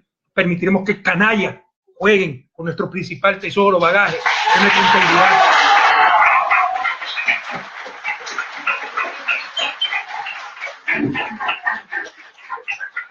Que se trata también de seguir utilizando la lucha anticorrupción, con la pregunta 1, ¿no?, para ocultar, entre otros, la verdadera corrupción, pues, compañeros. Están repartiendo el país cual botín entre piratas. Las eléctricas buscarán, ya sacaron al gerente, y el resto para abajo sigue siendo lo buscarán. ¿Ustedes creen que esa escoria de la política nacional va a aplaudir a un gobierno sin pedir algo a cambio? Tienen las eléctricas. Autoridad portuaria está en manos de los social cristianos en Guayaquil. El Consejo o Comisión de Seguro de Depósito maneja miles de millones, respalda el sistema financiero. Debe ser independiente a la banca. Se lo entregaron a la banca. Así se está gobernando. Esa es la verdadera corrupción. La demagogia es la verdadera corrupción. Pero el pueblo no come cuentos, ¿eh? En las encuestas, ellos lo saben, la corrupción está en el puesto 3º o 4º. Es que el ecuatoriano es inmoral y no le interesa la honestidad. Por supuesto que no. Pero ellos saben, el ecuatoriano sabe, que no es verdad lo que están diciendo. Que ya en el registro civil no tiene corrupción, en las compras públicas no tiene corrupción, en la aduana no tiene corrupción, en el SRI no tiene corrupción. Que queda esa corrupción de los pájaros de alto vuelo, que existe en todas partes del mundo y que hay que combatirla. Pero prohibido olvidar, compañeros, ¿Odebrecht acaso no era la gran empresa? ¿Se acuerdan cuando la expulsé? Salió Carlos Vera, que era el encargado de comunicación de Odebrecht, a insultarme. La prensa, a tratarme de dictador, que no sé tratar a empresas extranjeras, a inversión extranjera. Odebrecht organizaba concursos de periodismo en América Latina. Contra la corrupción. Eso es Odebrecht. Prohibido olvidar. La gente sabe que esto es una cuestión aislada de paro de alto vuelo que está siendo sancionada, pero que el día a día esa corrupción institucionalizada ya no existe. Quieren volver a implementar eléctrica, pero ya no existe. No es que el ecuatoriano es inmoral, como nos quieren hacer creer. No es que no les interesa el asunto de corrupción. No lo ven en su vida cotidiana. Ven un cambio radical. Ustedes lo han visto, compañeros, muchos de los que han regresado al país antes de inmigración. Ya había extorsiones para sacar la maleta adicional, para no pagar ciertos impuestos. Ya eso no existe, compañero. Y la gente se da cuenta. Lo que se consulta, compatriotas, engañosamente en la pregunta 1, ¿saben una cosa? Existe en el Código Penal desde hace más de 45 años. Esa es la verdad. No es una excepción. Muchas veces han hecho lo mismo. Preguntan cosas o anuncian cosas que están más que establecidas. En el nuevo COIP, está en el artículo 278. Se los voy a leer. La interdicción política. Aquí dice, el último inciso. Las o los sentenciados por las conductas previstas en este artículo quedarán incapacitadas o incapacitados de por vida para el desempeño de todo cargo público, todo cargo de entidad financiera o entidad de la economía popular y solidaria que realicen intermediación financiera. Esto es lo que están preguntando. Ya existe en el código. Es pura demagogia, puro populismo. También existe que tendrán que responder con sus bienes hasta el monto de lo robado. Si robaron 10 millones y tienen 10 millones, tendrán que darlo para pagar lo que robaron. Eso ya existe. Están preguntando nuevamente. Sobre la pregunta 4, sobre la imprescriptibilidad de los delitos sexuales contra niños, niñas, adolescentes, además de que también se pueda tratar por la Asamblea, a inicios de año yo envié el proyecto de ley proponiendo que la prescripción para delitos sexuales en contra de niñas, niños y adolescentes sea de 40 años. Lo quieren hacer imprescriptible, perfecto. Pero ¿por qué no utilizaron ese proyecto de ley? Y esta pregunta, el presidente de la Asamblea, Pepe Senado, dijo, esta pregunta fue presentada por la Asamblea. Pura demagogia. Se la podía tratar la Asamblea en la ley. Una ley la podía tratar la Asamblea. Y tienen el proyecto ya de ley presentado. Hubiera bastado que la Asamblea de trámite esta ley y se ponga la imprescriptibilidad. Les insisto, son cosas que ya existen o pudieron tratarse por medio de la Asamblea, pero se trata de preguntas de enganche, pura demagogia, para que la gente diga sí a eso y a todo. Y el último grupo de preguntas, sinceramente la irrelevante, no porque sea irrelevante la ecología, me voy a sacar de contexto esto, no, porque no cambia nada casi. Es la quinta. ¿Está usted de acuerdo en incrementar la zona intangible al menos 50.000 hectáreas y reducir el área de explotación petrolera autorizada por la Asamblea Nacional en el Parque Nacional Yasuní de 1.030 hectáreas a 300 hectáreas? Qué lindo, yo cuidé el Yasuní, yo lo quería destruir. 6. ¿Está usted de acuerdo con enmendar la Constitución de la República del Ecuador para que se prohíba la minería metálica en todas sus etapas, en áreas protegidas, en zonas intangibles y centros urbanos, de acuerdo al anexo 6? Las preguntas que... La quinta no aporta nada. Y la sexta aporta marginalmente e inconsistentemente. Ustedes saben que la iniciativa de Yasuní TT la creamos nosotros. La postura, yo la diseñé, compañero, no era que se afectaba el parque, era que se evitaba enviar a la atmósfera 400 toneladas de CO2 y por eso, para evitar eso, que era nuestro derecho, explotar ese petróleo, necesitamos una compensación de la comunidad internacional para dejar el petróleo bajo tierra. Es como el mecanismo RED. Se paga por evitar la deforestación, para mantener el bosque en pie, porque ese país tiene derecho a talar el bosque, pero para que no tale se paga. Un mecanismo RED de las Naciones Unidas. Existe. Es análogo a la iniciativa Yasuní TT en cuanto a emisiones evitadas. No lo entendió así el mundo. Fue tal vez la decisión más dolorosa que tuve que tomar en agosto del 2013. Y tuve que dar paso a la iniciativa, pero siempre cuidando el Yasuní. A tal punto que el permiso de la Asamblea fue para 1.030 hectáreas del 1.000.000 de hectáreas que tiene el Yasuní. Y ustedes recordarán en algún conversatorio, algún enlace que dije, y si tenemos suerte serán solo 250 hectáreas, porque ya veíamos que el impacto iba a ser mucho menor. Tuberías subterráneas, helipuertos, etc. Se mandaba a las unidades de potencia, energía, a varios kilómetros fuera del Yasuní. Obviamente, ese petróleo se mandaba también a procesar fuera del Yasuní. El impacto era mínimo.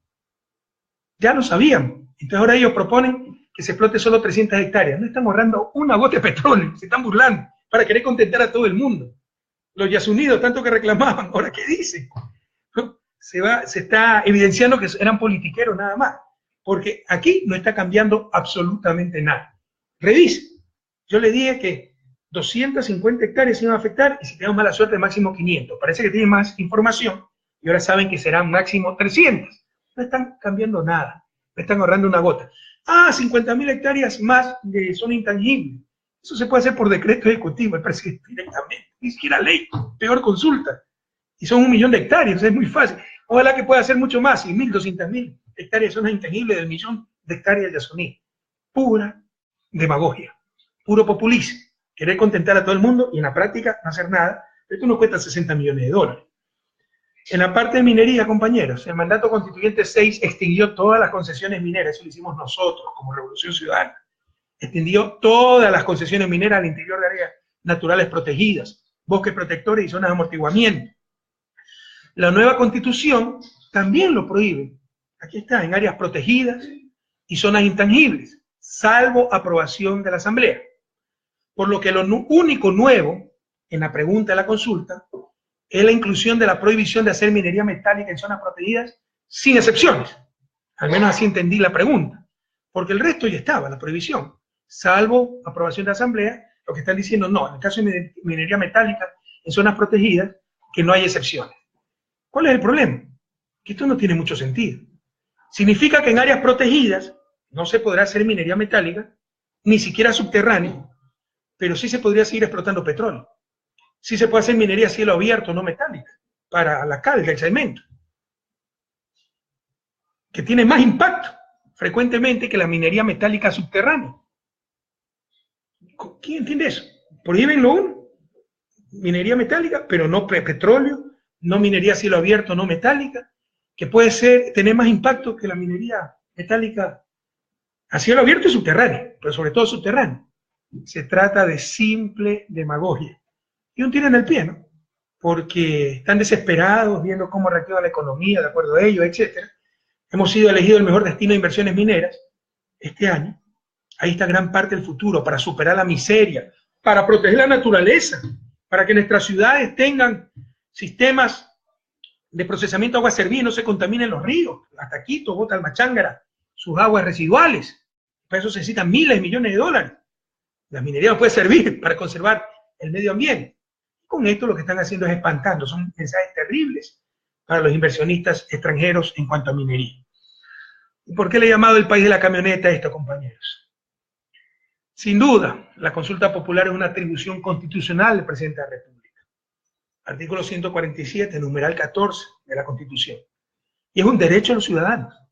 Sin embargo, y escúchenme bien, como casi todo mecanismo democrático, una consulta puede ser manipulada y mal utilizada. Les voy a dar ejemplos de eso. Para servirse del pueblo y no para servir. Por demagogia, por populismo, por la verdadera hambre, ahí sí, hambre de poder. Nuestro gobierno utilizó en cuatro ocasiones la consulta popular. Una incluso con la constitución anterior. La primera, con la constitución anterior, fue para convocar una asamblea constituyente. No para aplicar la agenda, el programa de los perdedores, sino en estricto cumplimiento de nuestro programa de gobierno. Nosotros somos gente honesta, coherente. El programa de gobierno con el cual habíamos ganado las elecciones, ¿se acuerdan? Ofrecimos una constituyente, ¿no? Llamamos a consulta popular para esa constituyente. Y pese a la oposición del Congreso de aquel entonces, en el cual no teníamos ningún diputado, acuérdense de eso. Luego se llamó a consulta para aprobar, se llama referéndum técnicamente, aprobar la nueva Constitución de la República, lo cual nunca se hizo con la Constitución neoliberal de Sangolquí. Y como también se había ofrecido en un inicio a convocar la Asamblea Constituyente, que la Constitución que vamos a poner en consideración del pueblo ecuatoriano. Luego tuvimos la consulta en mayo de 2011, en cuyo corazón se hallaba la reforma judicial. Dado, insisto, que el Consejo de Judicatura se hallaba inconstitucionalmente en funciones prorrogadas, y dado que no teníamos mayoría en el Congreso, en la Asamblea Nacional. Y finalmente, un coste económico mínimo era aumentar una papeleta. Se aprovecharon las últimas elecciones presidenciales para consultar al pueblo si estaba de acuerdo con prohibir a los funcionarios públicos, que los funcionarios públicos tengan operaciones en paraísos fiscales, lo cual nos puso a la vanguardia mundial en la lucha contra esta pandemia del capitalismo salvaje. No se imaginan cuántas felicitaciones tengo por esta iniciativa. Y prohibido olvidar, en prácticamente todas las consultas, vimos la feroz oposición de la prensa y de la partidocracia, sobre todo en 2011. Se acababa el Estado de Derecho, se acababa la independencia de funciones, y ahora hoy dicen todo lo contrario. Ahora regresamos al país de la camioneta, solo que ahora dejaron subir incluso al mismo Abdalá Bucaram. Las más grandes atrocidades jurídicas, mal disfrazadas de democracia. ¿Por qué el país de la camioneta? Acuérdense en el 97, insisto. Abdalá Bucaram es lo peor de la política ecuatoriana, pero fue elegido por el pueblo ecuatoriano. Era un presidente constitucional. Se le desplomó la popularidad al 10%. Eso puede pasar en democracia. Pero democracia es respetar ciertas reglas preestablecidas, y no es anarquía. La coyuntural voluntad de la mayoría, eso no es democracia, en base a reglas preestablecidas. Y resulta que por mayoría simple lo destituye la Asamblea, el Congreso de aquel entonces, ¿se acuerdan? Por insanidad mental, porque le decían el loco Bucaram. Es decir, si le decían el chino Bucaram, lo votaban por extranjero. Así era de ridículo ese país, el país de ese entonces. Pero no solo aquello, sacan al presidente y en lugar de ser reemplazado por la vicepresidenta Rosalía Arteaga, lo ponen a Fabián Alarcón, el director de orquesta del golpe, que era presidente del Congreso, y lo ponen como presidente interino, pero no se había roto la democracia, todo era constitucional. Busquen, y aquí tenemos abogados constitucionalistas, en toda la historia del país, cuando ha habido en la Constitución el cargo de presidente interino. Esa era una ruptura del orden constitucional por todos los costados, era absolutamente ilegal. Pero ¿qué hizo el país? Miró para otro lado. La prensa hizo mutis por el foro, los analistas aplaudían esto, y los victoriosos políticos del momento, representando los mismos sectores e incluso los mismos actores de ahora, se paseaban en una camioneta, no muy orgullosos de lo que habían logrado. Insisto, yo he sido el principal adversario de Bucaram, para mí lo peor de la política, pero no podemos atentar contra principios constitucionales por la coyuntura. Como veremos, pues eso destruye al país, no es que lo ayude. De hecho, recuerdo, después de esta barbaridad, tuvimos 10 años de una inestabilidad terrible. Ningún gobierno electo acabó, su periodo bastante de mi gobierno. En 10 años tuvimos 7 presidentes, 50 a Rosalía 8, 50 al triunvirato cuando se fue Lucio 11. Esa fue la realidad del país. Pero esto es sabido que votaron a Bucaram, sabidísimo. Y para lavarse un poco la cara, en una falsa democracia, como nos quieren hacer creer ahora, llamaron a consulta también, mayo del 97. La pregunta 1, ¿ratifica usted el mandato popular de la jornada de febrero ejecutado en la decisión del Congreso Nacional que resolvió cesar en las funciones del presidente constitucional de la República, el abogado Abdalá Bucaram? ¿Saben con cuánto ganó esto? Con 61% del voto total, solo tuvo 19% de voto en contra, y esto significa 76% del voto válido, aunque ahí lo que valía eran los votos totales. 61% de voto total, 76% de voto válido. ¿Se imaginan la inmensa mayoría ratificando algo que era absolutamente inconstitucional? Pero así se manipulaba a nuestra gente. Pero esto no hace verdad la mentira, no hace democrático lo antidemocrático, no hace constitucional lo inconstitucional. Pregunta 2. ¿Está usted de acuerdo con la resolución del Congreso Nacional que al cesar en su función al expresidente constitucional de la República, Abdalá Bucaram, eligió como presidente constitucional interino, eso no existe, de la República el doctor Fabián Alarcón Rivera hasta el 10 de agosto del 98? 55% sí, 25% no, 68% y más del voto válido. Abrumadora mayoría a favor. Pero esto no convierte, insisto, una verdad, una mentira en verdad. Esto no convierte algo inconstitucional en constitucional. Esta es la falsa democracia. La democracia, la opinión de la mayoría, no es la verdad. La democracia no es la conveniencia de la mayoría o el gusto de la mayoría coyuntural, sino esa decisión mayoritaria con reglas preestablecidas. Si no, tenemos anarquía. Contra esa camioneta es que luchamos, compañeros. Por eso nació Alianza País. Por eso nació la Revolución Ciudadana. En eso nos definimos, en estar contra lo que representaba esa camioneta. Por el facto que le importaba un bledo el país, le importaba un bledo la democracia, la Constitución, en función de sus intereses coyunturales inmediatos. Cambiar eso fue cambiar las relaciones de poder. Y hoy vemos que vuelve esa camioneta, vuelve a la nomenclatura, el establishment, aplaudir al gobierno actual. Y el gobierno está subido en esa camioneta, y ya lo subieron incluso a la Bucaram. Prohibido olvidar. Contra eso luchamos y lo volveremos a derrotar, compañeros.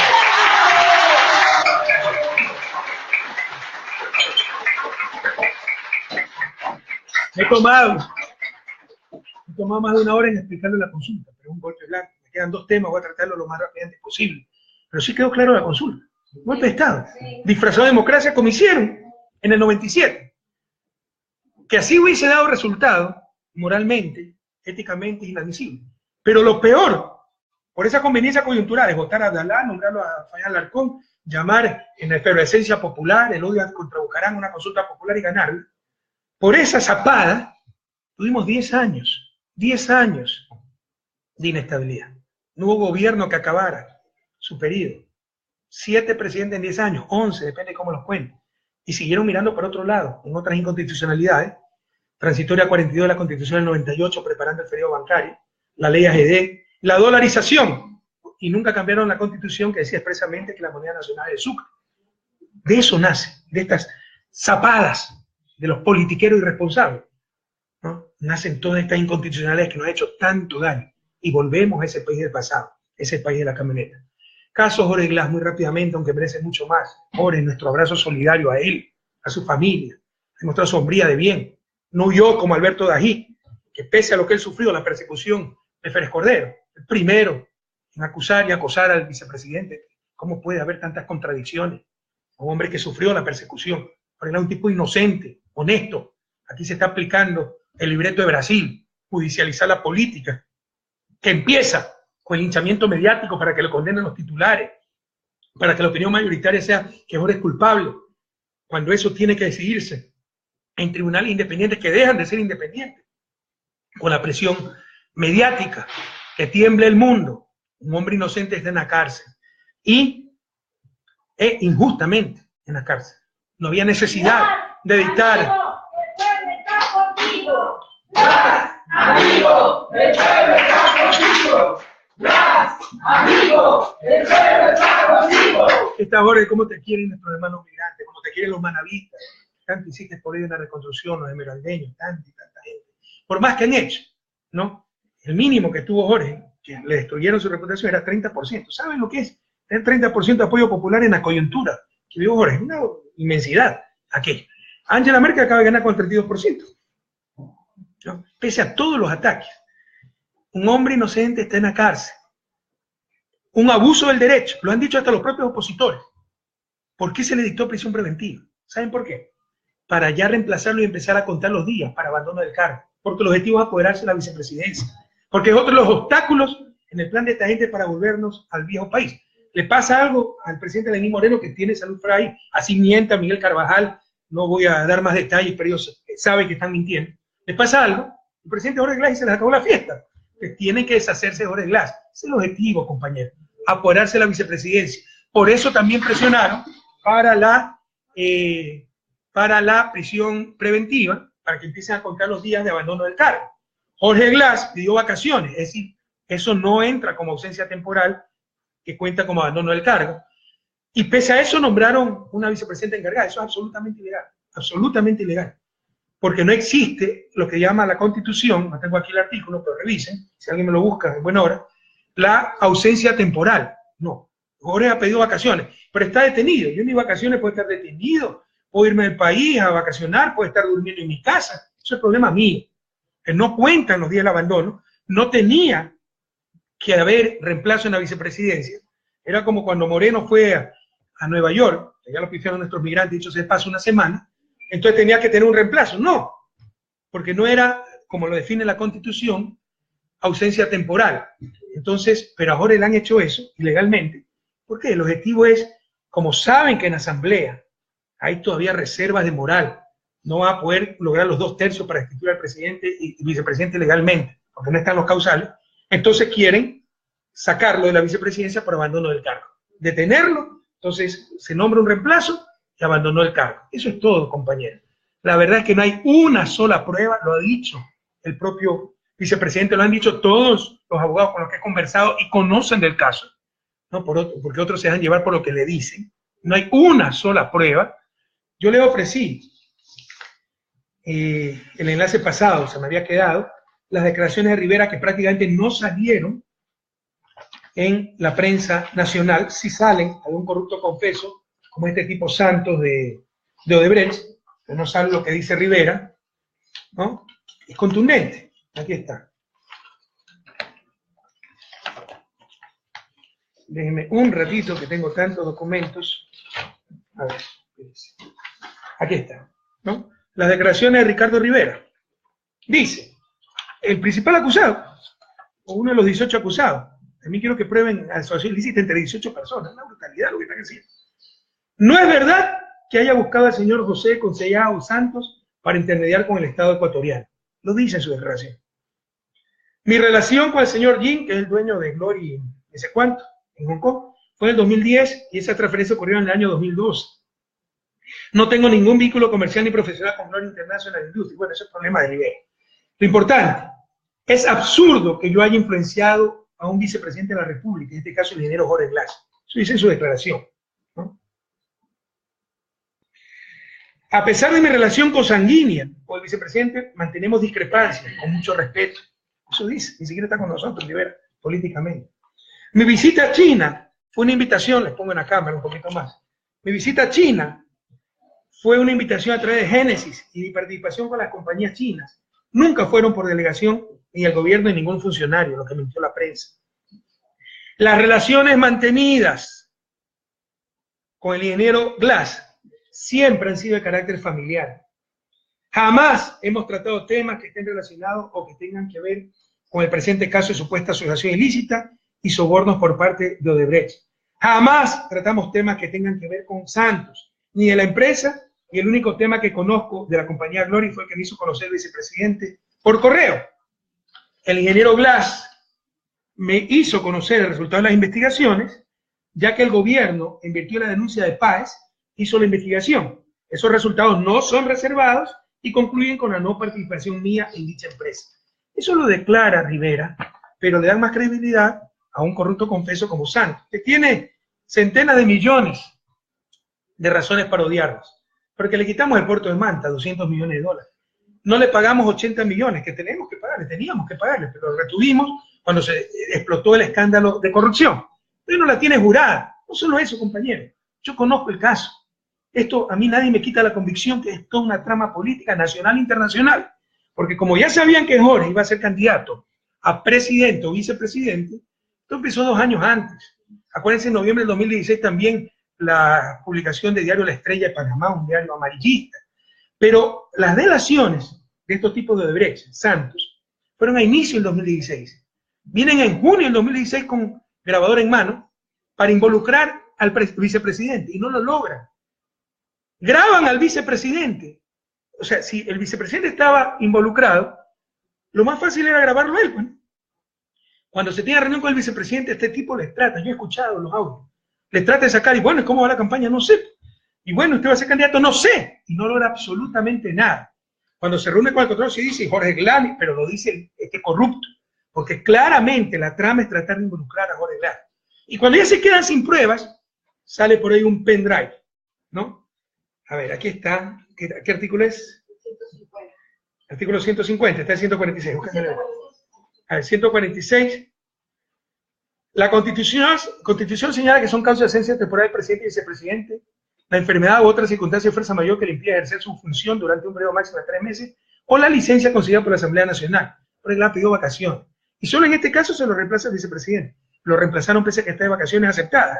¿Es para qué? Para que contarle los días para declarar el abandono del cargo. Todo esto, acusar a un hombre inocente, la judicialización de la política, el libreto de Brasil, como hicieron con la presidencia brasileña, con el caso de Dilma Rousseff y el traidor Temer, aquí tenemos otro traidor, el Temer ecuatoriano, es para apoderarse de la vicepresidencia, no se engañen. En todo caso, cuando se les caía el caso, sale un pendrive, dice, con centenas de mensajes que demuestran una relación más allá de lo familiar de Jorge Glass con Rivera. Primero, no es prueba válida. Segundo, incluso tomando todo como está, no dice absolutamente nada. Yo he revisado los mails, no me lo han contado. 92, 95 mails en 6, 7 años, un mail más o menos por mes. 60% de eso sobre su tesis cuando la acusaron de que había plagiado. Nunca hablan de Odebrecht, nunca hablan de esa tontería. Nunca nada. Pero a la opinión pública le dice, hay un flash drive lleno de mensajes de Jorge con su tío. Eso es falso. Pero no solo eso. Claramente una jugarreta de inteligencia. De repente aparece un testigo con un pendrive. Cuando lo interrogan no sabe ni cómo prender una computadora. O sea, pero él bajó todas las claves, toda la información, etcétera, ¿no? Y cuando le preguntan por la computadora, que es lo que se requiere para saber si algún mail fue manipulado, dice que la botó. Y le da el pendrive a un capitán de inteligencia que es amigo de él. ¿Quién puede creer esas piedras de molino? ¿Quién puede tragarse esa piedra de molino? Esto es una guarreta de inteligencia. Eso ni siquiera es prueba válida, debería ser desechada por el juez, por el tribunal. Pero incluso si fuera aceptada, no dice absolutamente nada. Jorge Glass, que el mundo entero lo sepa, que todos ustedes lo repitan, es un perseguido político, un inocente, está preso, que tiembla el mundo, compañero. Jorge, un abrazo para ti, toda nuestra solidaridad y nuestra admiración por tu honestidad. No saliste corriendo como tantos otros cobardes que te insultan y te persiguen. Has dado ejemplo de convicción, de responsabilidad, cómo han abusado del derecho, con qué saña te han tratado. Por último, las medidas económicas. Felizmente no hay mucho que hablar en esto. A ver, es que en verdad no es nada, son cosas dispersas. Saben que el modelo, nuestra política han funcionado, no las están cambiando, las están manteniendo como debe ser, pero recuerden que empezaron con un supuesto decreto de austeridad. Me río porque de los 28 puntos de ese decreto, 18 ya estaban en vigencia permanentemente u ordenados por nosotros, ¿no? Les pongo un ejemplo. Prohibición de vehículos, artículo 19. Comprar carros caros. Hace rato que está esa prohibición. Pero bueno, a repetir para que vean bien. Y ahora acá rato vender los carros de lujo. ¿Dónde están? El único carro de lujo que teníamos era el de Lenín Moreno. ¿Dónde están? Puro show, pura mentira. ¿Se acuerdan que también dijeron que iba a vender el avión presidencial? Estamos esperando que lo vendan. Lo terrible de ese decreto es que centraliza el Banco de Fomento. Van a Ecuador, lo sacan de Quevedo para mandarlo aquí. Este es un gobierno tremendamente centralista. Yo no sé cómo permitieron eso los riocenses y las autoridades que representar a los fluminenses. El decreto de autoridad es pura farsa. Dicen que van a obtener 500 millones de ahorros. Es mentira. Y nadie dice nada. Yo acá no tengo todos los datos. Pero ya vamos, les ofrecí hace algunas semanas el fact-checking, chequear los hechos. Lo estamos haciendo. La gente trabaja en su tiempo libre, está siendo perseguida, etcétera, tiene que cuidarse, pero lo vamos a hacer, ojalá esta semana. Y el Observatorio Ciudadano para dar seguimiento a las cosas que ofrecen. Cuántas casas han hecho, cuántos bonos se han aumentado. Pero verán, 500 millones, una gran mentira.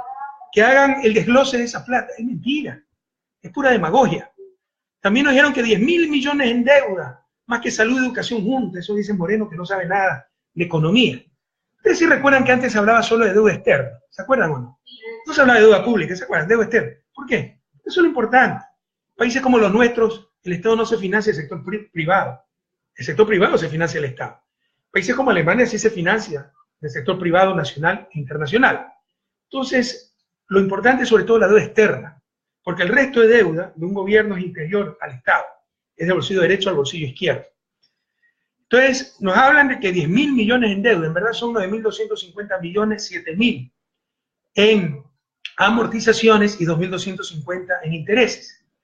Pero 4.500 millones de deuda interna, es del bolsillo derecho al izquierdo. Deuda externa serían 1.350 millones en intereses, 2.250 millones en amortizaciones, serían unos 3.500, 3.600 millones de dólares en deuda externa y el resto, 5.400, 5.600 millones, deuda interna. Con lo cual es mentira que se quita la salud y educación, porque si tú le pagas el 10 va a utilizar eso para salud, va a utilizar para crédito. Si le da al Banco Central, son reservas que aumentan y puede hacer operaciones de crédito. No se perjudica el país. Por eso la importancia de diferenciar entre deuda externa y deuda interna. El efecto es totalmente distinto. Pero con esto nos quieren asustar y esas son las tonterías que habla el presidente. La verdad es que las deudas, el servicio de deuda externa, que es lo importante, es menos del 4% del PIB. Déjenme sacar cuenta de nuevo, parece que no me equivoco. Son 2.500, sí, de amortizaciones. Sí, tengo razón. Menos todavía, 2.500 de amortizaciones, 1.350 en intereses. Estamos hablando de 3.850, menos de 4.000 millones, menos de 4% en PIB, lo cual es una cifra perfectamente manejable y razonable, como lo ha dicho el propio ministro de Finanzas, que a cada rato tiene que desmentir al presidente. Solo con los multilaterales tenemos 2.500 millones en desembolsos, se compensan las amortizaciones que tenemos que pagar. Amortización es pago de préstamo, no de interés, pago de préstamo. Me dieron 100, pago 100, más 10% de intereses, ¿no? Esa es otra cosa. Entonces me prestan 100, esto se recicla, así funciona la finanza pública. Como les decía, 4.500 restantes son deuda interna, y el Banco Central no sale del país, y se puede manejar rollover, volver a rodar esa deuda. Ah, pero la deuda del 10, la deuda del 10 sobre todo viene de los 1.000 millones que nosotros le tenemos que dar en subsidio anualmente. Y con eso compraban bonos, compañeros, sino que nadie da la información completa. Bueno, no quiero caer más en esto. No hay un grave problema de deuda, lo ha dicho el propio ministro de Finanzas. El mismo Fondo Monetario dice que la economía se recupera. Los irresponsables en abril habían pronosticado 1.2% de crecimiento, y en octubre dicen que vamos a crecer 0.2%. En verdad nosotros estimamos 1.4%.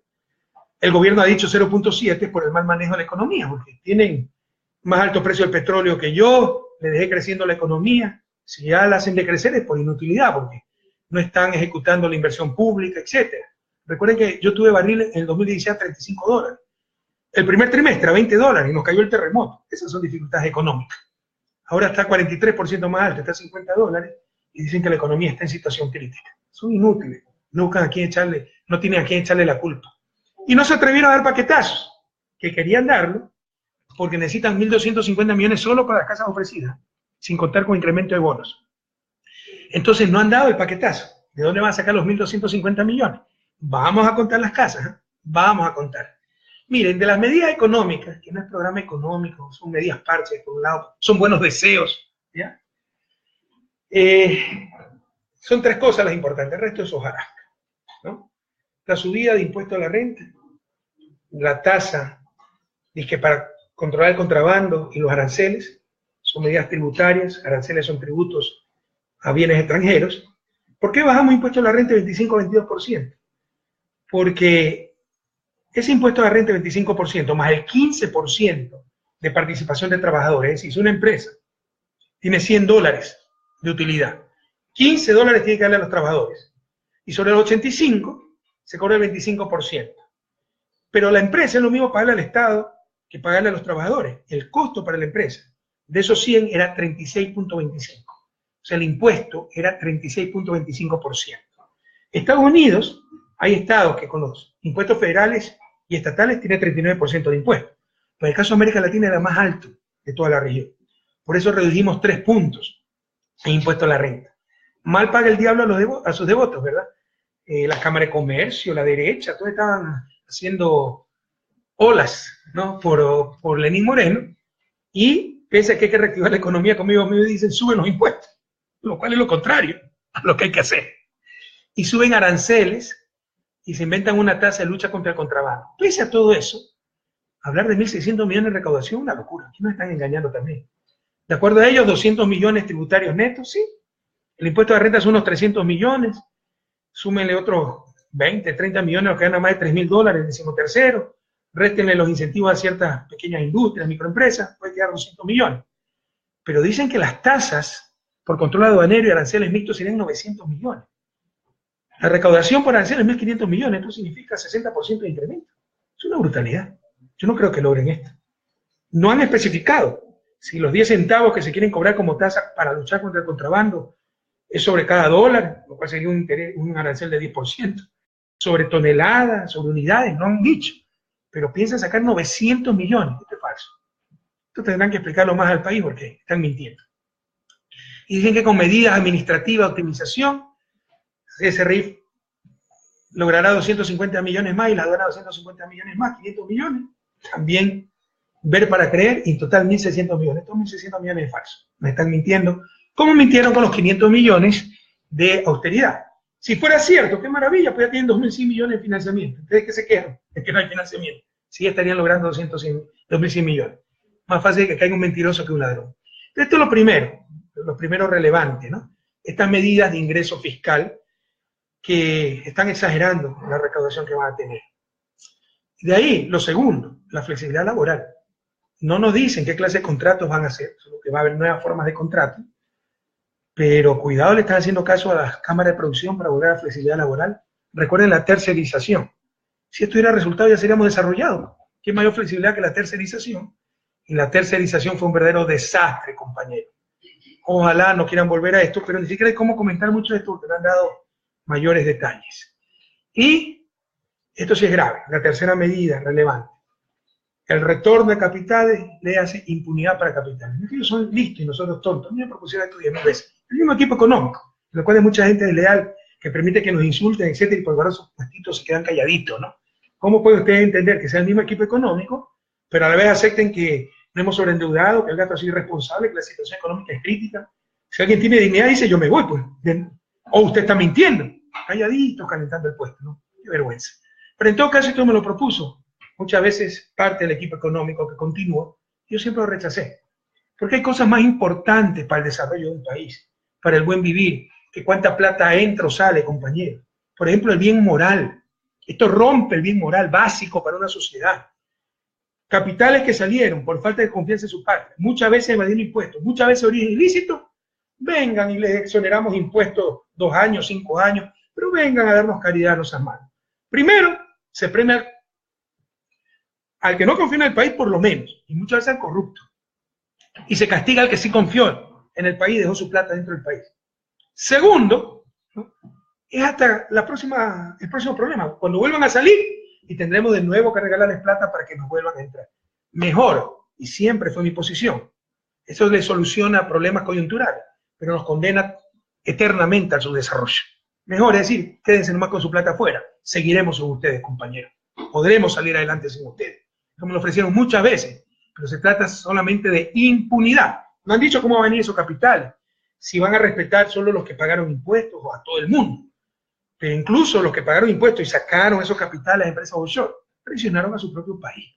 Y están sancionando, discriminando a los que sí dejaron su plata en el país. Esto es terrible para un país.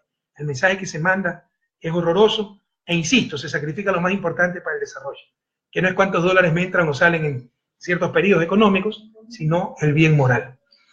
Bueno, ¿cuáles son los problemas? Ojalá que con los aranceles, tasas, no tengo mayor información, lo corrijan. El mayor problema está en el sector externo, compañeros.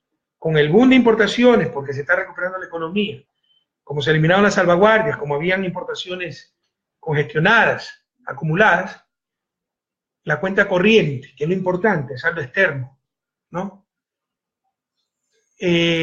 nos ha bajado del junio del 2016, 954 millones, a junio del 2017, 59 millones. Esto es gravísimo. Si sigue esta tendencia, vamos a tener graves problemas. Tienen que corregir esto. El problema nuestro es el sector externo. Yo sé que el discurso debe ser el sector fiscal, eso es pura política. Porque el sector fiscal implica, hay un problema fiscal, de haber menos Estado.